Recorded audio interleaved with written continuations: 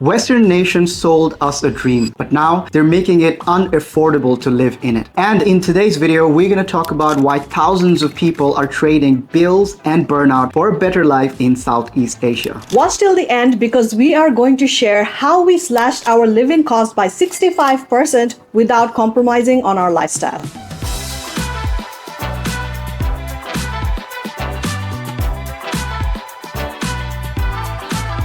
There is a belief that if we work hard, keep our head down, and simply follow the rules, we will be rewarded with a good life. But today, even high earners in expensive Western cities like Sydney, Toronto, London, New York, and LA are struggling to make ends meet. Housing is unaffordable. You need another person working full-time to afford childcare. Commutes eat up most of the day, and everything else from groceries to insurance, the prices just keep going up. We are successful on paper with high incomes, but we always lack disposable income. And the difficulty is that we feel guilt by even questioning it. But when the math stops working, it is our responsibility to start questioning and seeing what else can we do to get out of this rat race. The price of staying put. Here is what you are really paying for. It's not just the rising bills, it's the expenses that steals from you. In Australia, our middle class life came at a price. It was a whopping $10,000 that we used to spend each month in and out. And these expenses were just for basics alone. This included groceries, rent, transportation, childcare. But what really hit harder than the money is what we lost. It was time with our daughter, it was having a clear headspace for ourselves, time to take care of ourselves, and time to build on our relationship with ourselves and other relationships that we have. And honestly, we also lost the time that we didn't have to rest or to create something that we are passionate about. Even with a decent income, we constantly had to trade time for money. We are in essence planning our life for weekends, after hours, and vacations. And those 23 days annual leaves, that's what we were living our life for. And when this realization hit us, we understood that it is not only financially expensive, but it was taking our life away from us month by month, year by year. It was costing us more than what we bargained for. Now let's talk about if we move to the other side and if we're brave to change our location. We have been living in Southeast Asia for the past couple of years, and we have slashed our overall expense by 65%, and that too without compromising any of our lifestyle. In fact, in some cases it went up. Our daughter, instead of going to a family daycare, went to international standard preschools. We were able to get professional cleaners come and clean our property every week. We were able to live in high-end condos with swimming pool and gyms, and we were not commuting long hours. It is not just about lowering our living cost. In fact, it's about increasing and improving our standard of living. And there are so many things that opened up, like morning talks as opposed to rushed mornings, midday rest, and even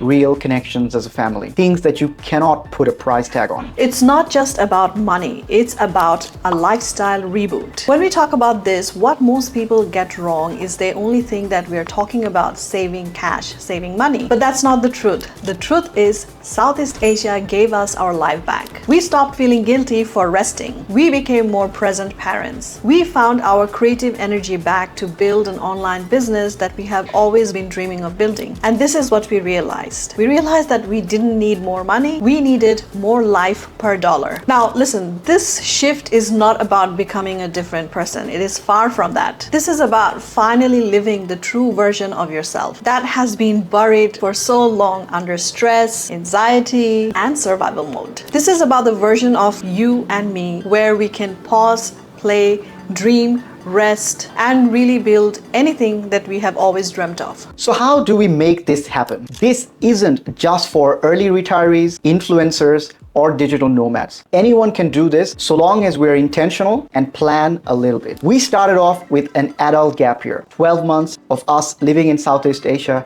across 4 countries, Malaysia, Indonesia, Thailand, and Vietnam, where we lived in each city for 2 to 3 months. This test drive allowed us to understand what worked and what didn't. For example, my wife Zinesta, she loves the more slow-paced sort of village lifestyle, whereas I like the most fast-paced city life. So we started looking for cities which were somewhere in the middle, not too fast-paced, not too slow either. So we found Da Nang in Vietnam to be an amazing candidate for us as a second home, and also Penang in Malaysia. This phased approach or a test drive was excellent, and this is something that we recommend to others as well, because it allows us to get those teething problems out of the way, but also allows us to be more clear and confident about if we were to move somewhere, where would it be? Because sometimes with a career break comes a breakthrough.